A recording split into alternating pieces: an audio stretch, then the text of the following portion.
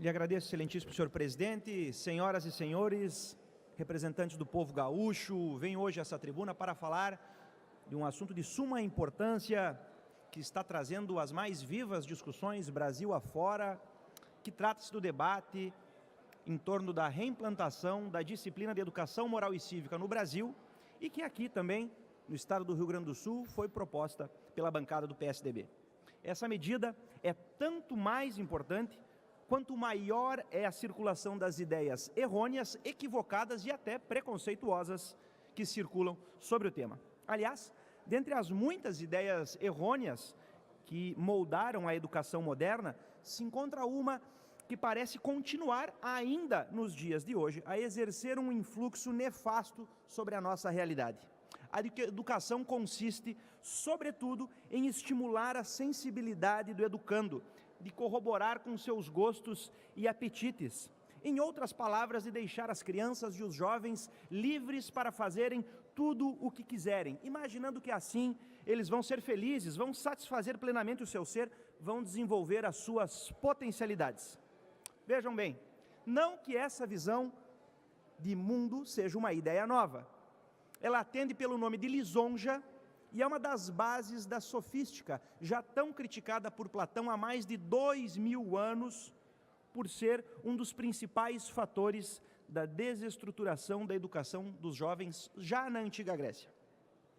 Afinal, todos sabemos, quando se quer estragar uma criança, é só mimá-la ao máximo, fazendo todas as suas vontades. Estaremos criando assim pequenos tiranos que, depois de grandes, não saberão lidar com as frustrações da vida adulta, porque não tiveram limites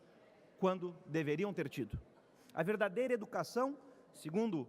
filósofo Aristóteles, que era discípulo de Platão, consiste não em dar vazão a todos os desejos, a todos os instintos das crianças e dos adolescentes, mas, pelo contrário, em ensinar certos limites às vontades e aos apetites dos jovens. Ensinar a gostar do que é bom e a refutar o que é ruim, o que é mal. Isso não é nem um pouco preconceituoso, afinal, o mal moral consiste em abrir mão daquilo que é um bem maior em prol de um bem menor. E se compararmos, por exemplo, a obtenção de prazer, é um bem menor comparado, por exemplo, à obtenção de virtudes, que muitas vezes podem até exigir um caminho de certos sacrifícios. E posso aqui fazer uma analogia, quando as crianças e os jovens não possuem limites, e que isso lhes traz um prejuízo próprio, quando, por exemplo, uma criança joga videogame numa data anterior a uma prova importante, deixando assim de estudar o conteúdo de matemática para usufruir do prazer que o jogo de videogame lhe traz. Na hierarquia estabelecida, segundo a análise que estamos fazendo, para os principais bens que o homem deve buscar, o bem extraído do prazer deve, é claro, ficar numa escala hierárquica mais baixa, porque afinal, prazer de comer, de fazer o que se quer sem limites, não tem uma primazia superior, por exemplo, ao bem intermediário do livre-arbítrio, da liberdade, e muito menos tem uma primazia superior ao bem da virtude, da obtenção daquilo que nós buscamos como cidadãos, como pais, como políticos, como servidores, aprender para nos tornarmos seres mais virtuosos. O desafio do processo educacional é justamente tornar o aluno capaz de reconhecer a hierarquia entre esses bens, fazendo dar menor importância à satisfação do prazer, hoje, infelizmente e equivocadamente, segundo um viés ideológico e antropológico equivocado, colocado como sinônimo de felicidade, e mais importância a virtudes que dignificam o homem, a prudência, a coragem, a fortaleza, a temperança,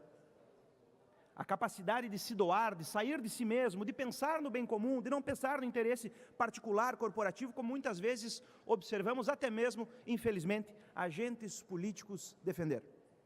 Acreditar no contrário é uma receita para o desastre. A defesa da educação moral e cívica, portanto, não se baseia, e é importante que eu diga aqui, em ideias ultrapassadas ou a um ufanismo a regimes autoritários e totalitários. Não é isso.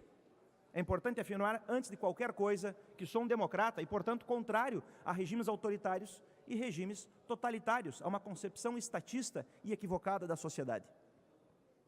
O cerne da disciplina de educação moral e cívica que aqui estamos discutindo E o nome, meus caros, poderia até ser outro, poderíamos chamar de disciplina de direito constitucional para crianças, ou teoria do Estado para adolescentes. Solicito, senhor presidente, que me seja acrescido mais um tempo de liderança. E usamos esse nome de educação moral e cívica por uma questão pragmática. É, pelo contrário, ensinar os jovens, as crianças, a conhecer, a amar a pátria, em desenvolver a virtude que era tão cara aos romanos, que era a virtude da pietas. A capacidade de ter piedade, de cuidar com carinho das coisas que nos dão sentido, nos dão identidade e que nos permitem, desde que sejam bem ensinadas, cultivar nossas famílias e a liberdade que nos é tão cara. Vejam, senhores, não se trata de dizer, com o ensino dessa disciplina, que o Brasil é o lugar mais agradável do mundo, nem que um dia o será, nem que ele é o maior bem que nós temos que zelar,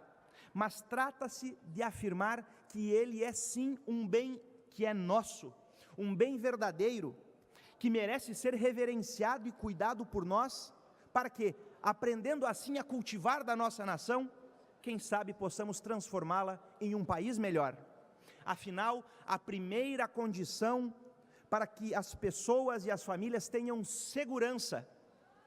é a existência de ordem. Segurança essa tão ausente nos nossos dias, principalmente porque nós não ensinamos as nossas crianças e adolescentes, desde os primeiros anos de escola, a cultivarem a autoridade, o princípio da ordem, da obediência à lei, porque prezamos, é claro, por deixar as rédeas soltas, num ideal de libertinagem que apenas acabará condenando o futuro dessa nação, como já tem condenado muitas das gerações de jovens, inclusive as pertencentes a mim, a eu que sou um jovem de 30 anos. Por isso, meus caros, se compreendermos melhor como ordenar e organizar a sociedade brasileira, e se ensinarmos o funcionamento jurídico e político do nosso ordenamento, nós poderemos, é claro, melhorar a nossa sociedade. Não se trata aqui de uma matéria com viés ideológico, como tantas que por outras vezes foram propostas e que têm o intuito de doutrinação. Não, meus caros deputados, trata-se do ensino de um conteúdo técnico, que tem como base os princípios que constituíram a civilização ocidental, a filosofia grega, o direito romano, que permitiram, graças à ordem e à segurança que trouxeram às mais diversas sociedades e países no Ocidente, o desenvolvimento dessas nações. É isso que nós queremos para o Brasil. Por isso, é necessário que oportunizemos as nossas crianças e adolescentes que estudem os princípios da Constituição da República Federativa do Brasil, que compreendam o espírito do regime democrático, que foi instituído em 1988 e que dá identidade ao povo brasileiro e que baseia, inclusive, os mais diversos discursos políticos, dos mais variados tons ideológicos que permeiam, inclusive, esse parlamento. Excelências, é importante afirmar, ninguém ama aquilo que não conhece. Apresentar o nosso país em sua vastidão, em sua cultura, em sua história, em seus personagens ilustres, às nossas crianças e aos nossos adolescentes é condição para que possamos formar melhores cidadãos. Até porque a defesa desse ideal de civismo já foi feito por tantos heróis do passado, como Matias de Albuquerque, Felipe Camarão, José Bonifácio, Dom Pedro I, a nossa querida princesa Isabel e tantos outros que deram o sangue pela pátria para que nós possamos hoje desfrutar das liberdades que tanto admiramos, que tanto prezamos, pela possibilidade inclusive de termos aqui uma tribuna como voz do povo gaúcho e a capacidade de nos comunicarmos com a nossa sociedade. São esses valores que precisam ser exaltados, defendidos e ensinados às nossas crianças. Por isso, eu tenho certeza, se fizermos a análise dessa temática nas escolas, teremos a segurança de estarmos fazendo o bem, porque estaremos escorados no ombro de gigantes, de tantos brasileiros que já ajudaram a construir a história da civilização brasileira. Por isso, é necessário que as pessoas comecem também a apreciar a nossa Constituição, a conhecê-la em suas virtudes e também nos seus vícios, para nelas poderem contribuir com a sua participação cívica. É preciso, meus caros, ser realista e perceber que novas e melhores instituições políticas são possíveis para o Brasil, uma nova realidade econômica é possível, um novo futuro é possível, desde que ensinemos as nossas crianças, como falei, a serem melhores cidadãos. Pois se percebemos que existem pessoas incapazes, é claro, de se autotranscender e que ainda hoje muitos defendem o discurso demagógico da defesa de interesses corporativos, contrariando assim a defesa do bem comum, nós sabemos que isso ocorre porque nós não estamos formando os nossos jovens, nós não estamos melhorando a educação, não porque não temos bons professores, não é isso, é porque nós não trabalhamos a formação, principalmente de estadistas, é isso que o Brasil precisa. Afinal, o ponto de partida do processo educacional é aprender também essa verdade, a de que existem limites à realidade e de que nem tudo é possível, que devemos interromper esse avanço da libertinagem, da algazarra, do complexo de vira-lata para com a nossa história que o povo brasileiro tem